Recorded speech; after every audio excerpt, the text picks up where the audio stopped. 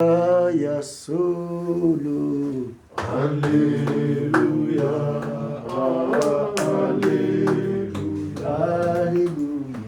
Alléluia, Jésus, Jésus qui m'a sauvé. Alléluia, Alléluia, Alléluia, Alléluia, Jésus.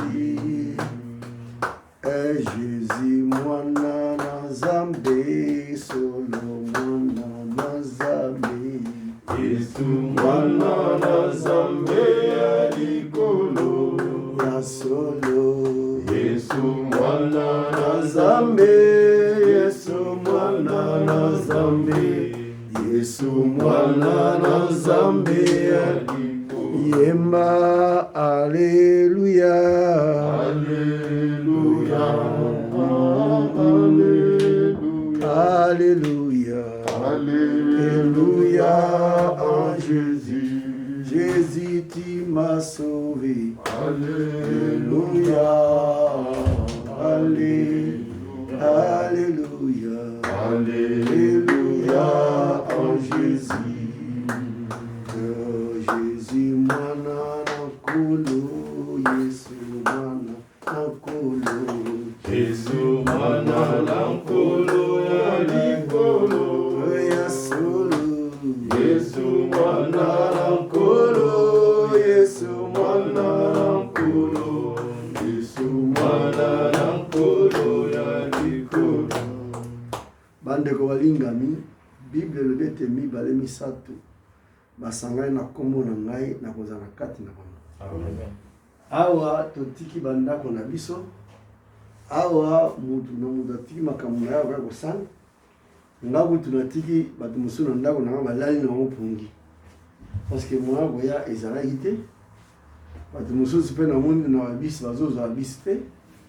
Bato mosusu mpe balandika awa mobeko leta alobi ya coronavirus, donc moya bapusana eza te. Mais soki mibale misato bapusani ndenge topusani boye, totiki makambo nyonso, totomboli Yesu. Yesu wana kozala na kati na biso, nde sikoyo tolingi tobondela sikoyo mpo te présence na ye na kati na biso ezali Nzambe mpenza kokita na kati na biso. Alors tokosenga Nzambe wana oyo akiti na kati na biso azwa bokambi ya esika oyo, tokambama na se na ngolu na ye, tobanda na ye, tokoba na ye, tosukisa na ye, tobonde biso banso. Mokambi malamu tosengeli na yo mokonzi okita kati na biso, oya komitalisa, osunga biso, olakisa biso bolingo na yo, olakisa biso ngolu na yo, olakisa biso elonga na yo, okoba na biso mokonzi na yo mei nde Nzambe omola kembo na yo.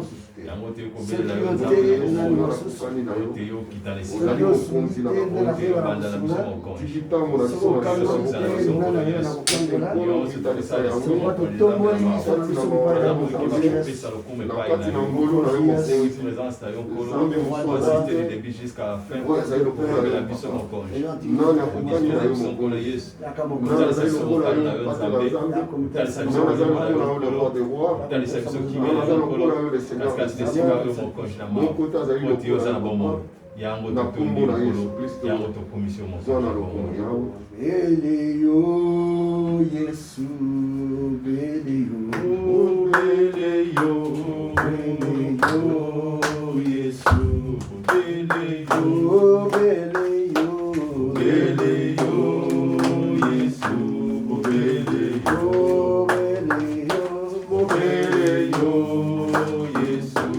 beleyo beleyo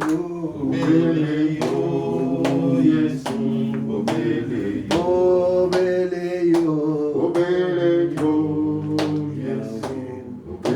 Nzambe yangu ya yo Yesu obeleyo yo Yesu mokonzi na biso yo Yesu obeleyo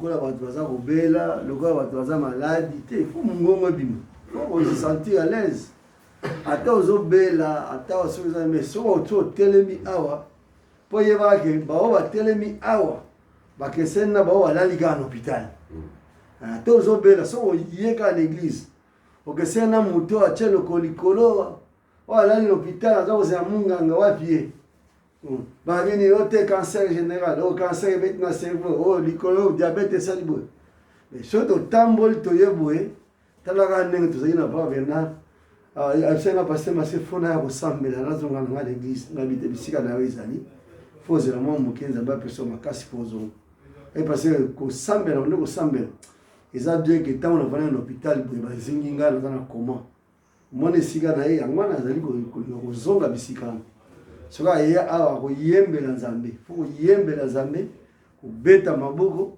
kofungola mongongo epuis komeka kokota na kati ya harmonie obele yo Yesu obele yo obele yo obele yo Yesu ambe na nguya obele yo Yesu obele yo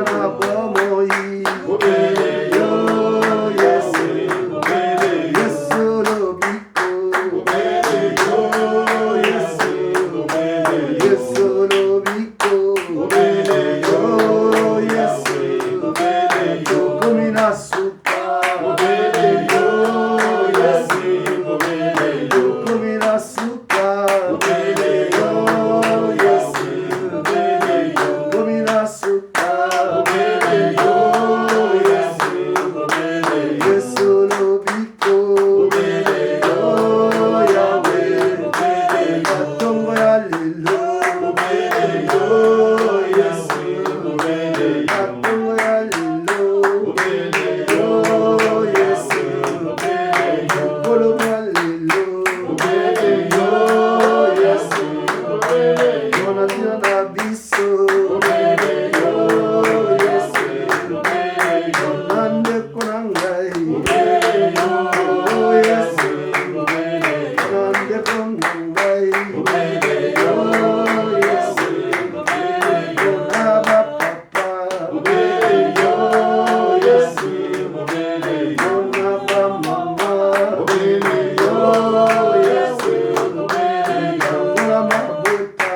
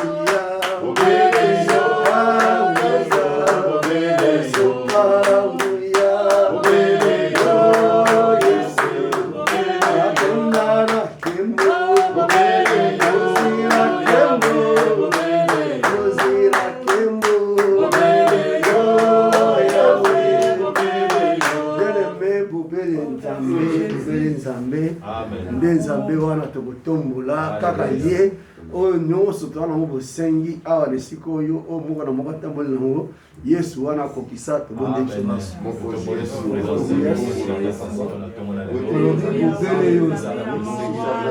mosusu te azali te Nzambe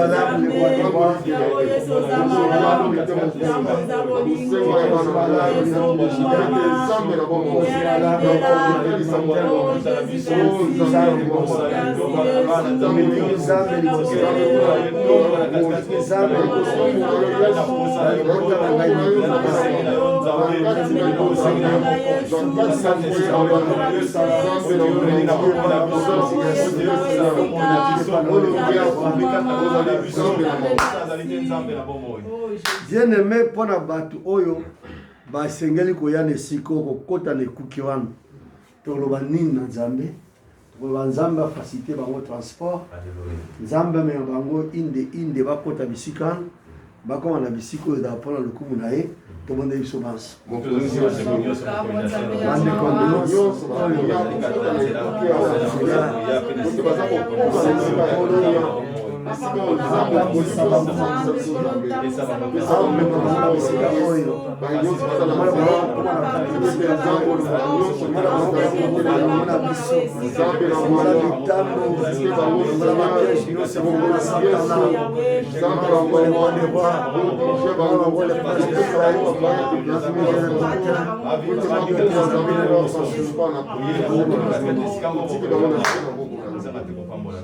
bien aimé tokoya kobondela po toyebi ke tozotambola sikoyo na ngonga oyo leta atie na bacouvre-feu na ye alors tolingi tobanda toleka na mateya tokosenga ete Nzambe apesa biso boyoki na liwa na nzela na liwa na Nzambe tokangolama na nzela na Nzambe topambolama na nzela na Nzambe tout le monde a mon aîné, ça me fait tout le monde libre.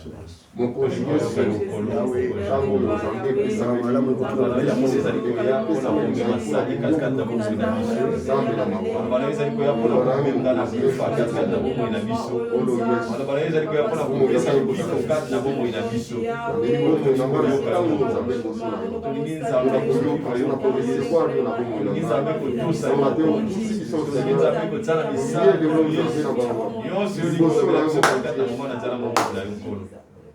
Tovandi biso banso tomete nzambe maboko. Amen. Na bandi na respecter dispensation kaza musika mpe koza musika koza apepe ba 2 mètres na bato baza pembeni na ngai apepe 2 mètres ou bien 1 mètre 50 botiama to epai boye. Amen. Amen. Mateya oyo tozali kotalisa bino lelo eza mateya ya motuya, eza mateya oyo totiaki dimanche passé. Mais na dimanche passé wana tosukisaki yango te, tolobaki tokokontinue na mateya oyo. Na mateya oyo esengelaki bato bazala na bakaye mpona konote makambo oyo tozoloba awa, konote baverset epuis kocomprendre. Na mateya oyo bandeko mosusu bayaki retard, bamosusu mpe lelo baye, bamosusu baye te, mais towelaka mbangu te, tozongelaka toujours mpo na moto azala a jour, towelaka likambo moko te. Eloko totalisa ngo peseka ye soki ezali soki ezali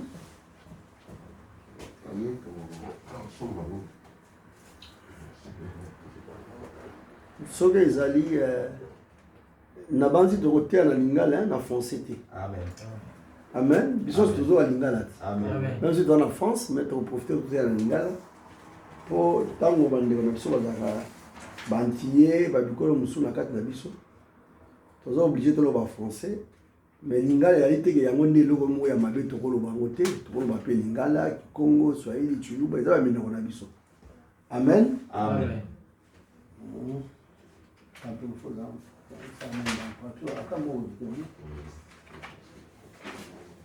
Amen. Amen. Stylo,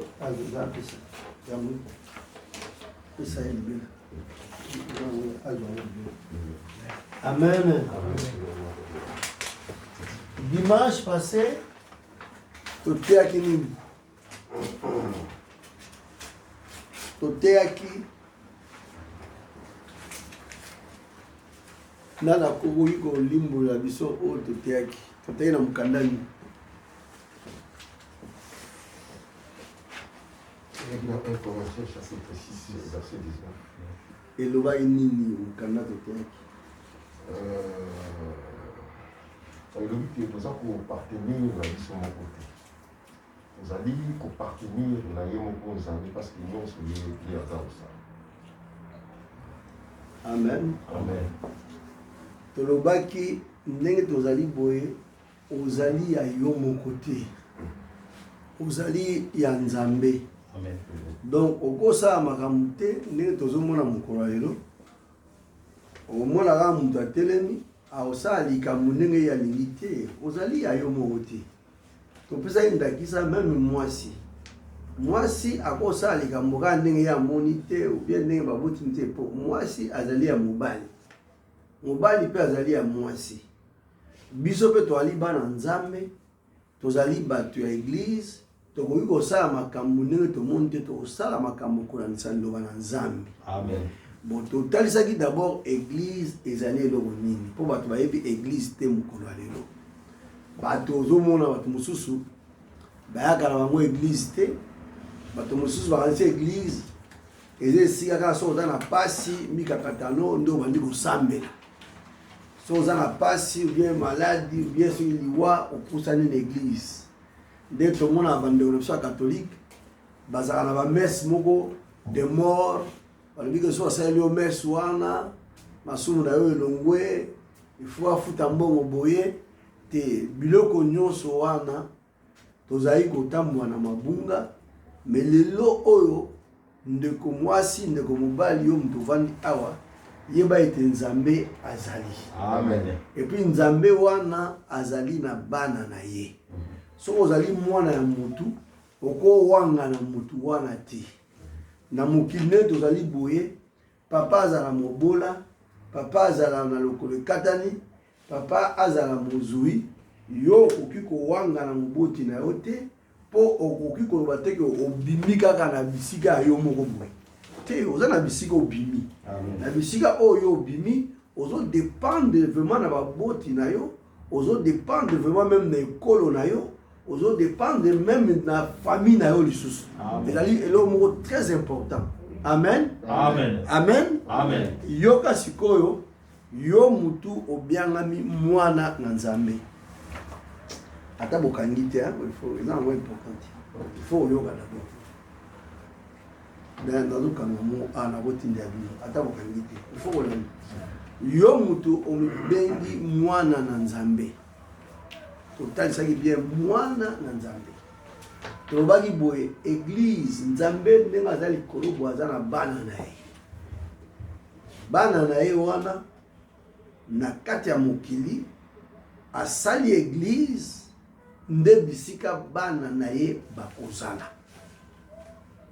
Depuis mokili bandi na Adam et Ève, tango asali jardin d'Éden akeli mutu, asali bisika oyo batu bakozala o babiangami ke bana na ye ba oyo asali. Tomoni atie Satan apemeni avant na kati ya nzete abi nzete oyo bopusa te bolia te bombusi mbambuma na yango te me oyo nyonso bolia. Tomoni esika Nzambe atie bikelamu na ye wana. Tomoni esika Nzambe atie Adam et Ève pe balobi ke na pokwa nyonso azwa kotala ye po bazaki batu na ye. Donc do banda mokile bandi banda batu bazali batu bazakande ya Nzambe. Amen. Alors okolo bateke Nzambe wana lo azaki na lola atie batu na jardin d'Éden aya kotala bango na pokwa batu wana bazali batu ya Nzambe te bazaki batu ya Nzambe. Amen. Bazali batu ya Nzambe kaka te po atie bango na jardin aza koleisa bango aza komelisa bango baza kovandana te bazali batu na ye pote akeli bango kolandisama elilingi na ye kolandisama lolenge ya azali. Amen. Na français balobi te il nous a créé à son image et à sa ressemblance. Amen. C'est-à-dire kolandisa elilingi na ye kolandisa pe lolenge ya azali. Donc ozomona ke ndenge pe tomona babi mwana oyo alandi papa na ye ou bien alandi mama na ye po mwana oyo auti na baboti wana. Amen. Bolanda malamu parce que lelo komona mutu mususu aza na ye mwana Satan mais akofingaka église banda tongo tipo kwa te. Église eza bisika batie ezali ya bana na Nzambe. Ozolo wapenda poleli. Église ezali esika ya bana na Nzambe. Et puis église nini? C'est vrai ba église ezali modèle na modèle o baza ko benga binzambi. C'est vrai ba église ya lokuta ezali, ba église ya miyibi ezali, ba église ya bandumba ezali, ba église ya soloka ezali, ba église ya bandoki ezali, mais église ya bana na Nzambe ezali pe lokola. Amen. Tolo bateka ke non église ezali ka oya mabe nyonso to tanga oyo ya Nzambe ezali te. Wana to nan to bandi mateya même to zongela bopo mateya wana soki oyo lekaki soko yoka yango te oya lelo koyoka yango te. De po yoka mateya oya lelo o nan to bandi te ebongi to yebisa yo to biso ke to yeli likambo nde ya église awa. Amen. Likambo ya bana na Nzambe po omoni mwana na Nzambe a solo eza difficile oyebisa ye ke église o Nzambe azali te. Po mwana Nzambe ayaka na église kolandisa kokuta na Nzambe oyo ya yebi ke Nzambe wana azali papa na ye. Amen. C'est pourquoi moni mwana ya Nzambe akoki kowanga na Nzambe te, akoki kowanga na pe tata na ye te. Mais so moni mutu avandi asambela na ye te, te azali mwana na nzambe te. C'est pourquoi moi na makambo na bonzambe bato basambelaka babiangi bango bana na nzambe, bato basambelaka bango te babengi bango bapagano. Amen. Bapagano c'est-à-dire bato baza likambo na nzambe te. Alors bapagano nyonso ndongo zomona bango baza na mokili boye ezali bato oyo baye nanu na likambo na nzambe te, ezali bato basosoli na likambo na nzambe te, et puis ndambo na bango ezali pe bana na nzambe ata moketi. Amen. Amen. Amen. Tolanda bipai boye. Alors soki tolobi ke église elakisi ke tokende bipai songolo, c'est ça l'église.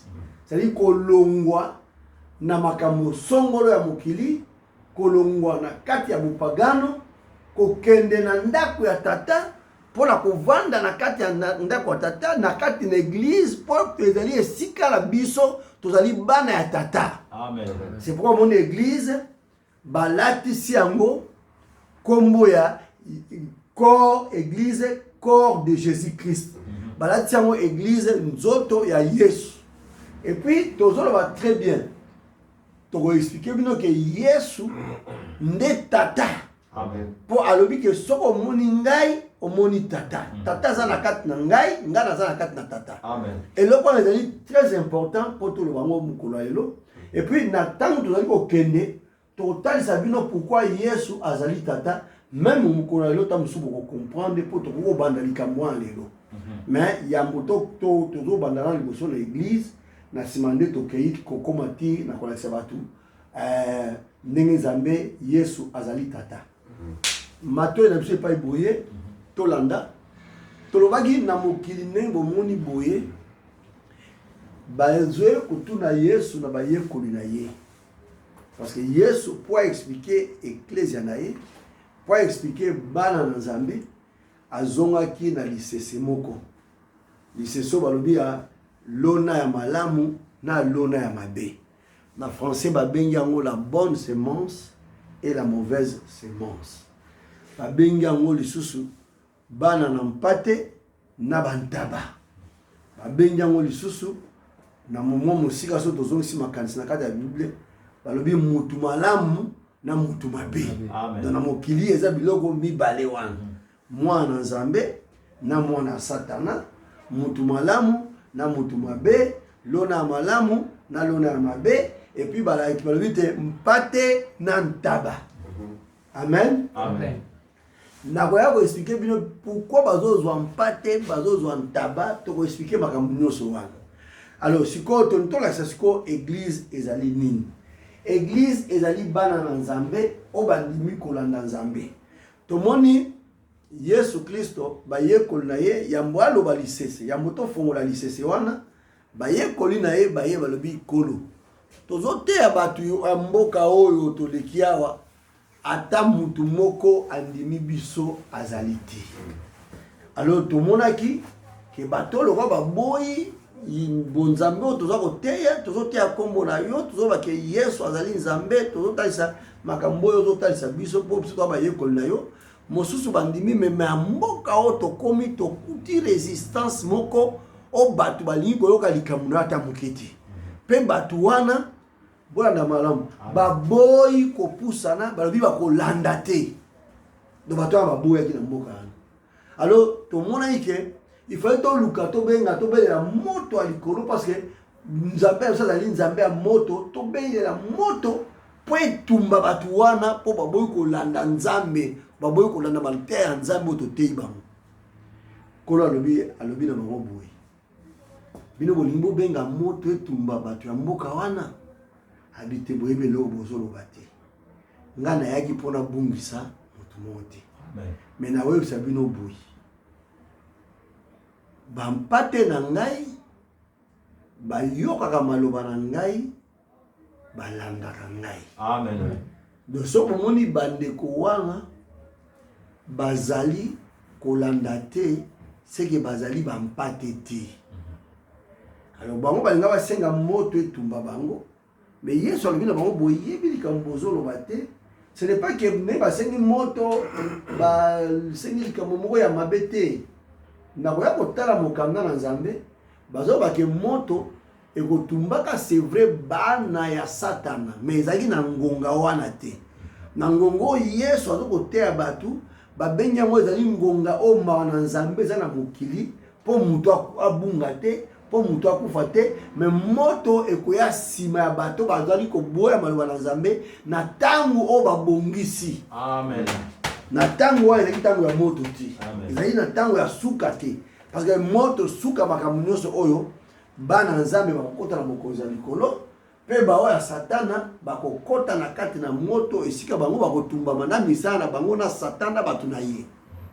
Alors totala sikoyo likambo ya église biso bato tozali na kati ya église elakisi nini? Elakisi kokende pa ya nkolo.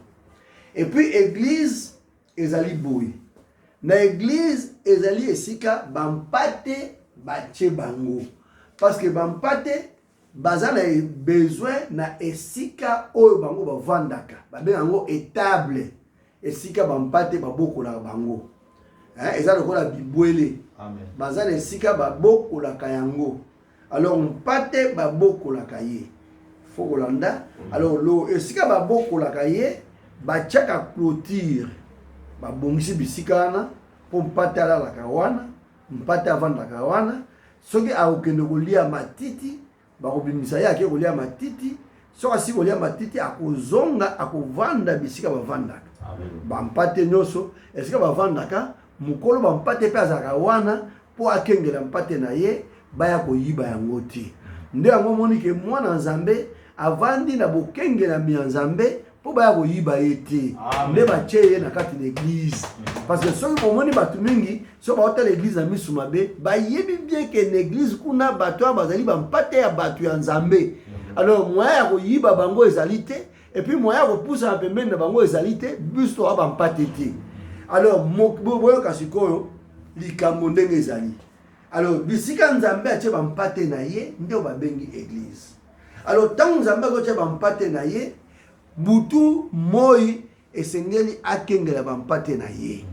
Yango moni nde tolobi awa toza na Nzambe. Amen. Nzambe akengelaka biso butu moi na tango toza bampate na ye.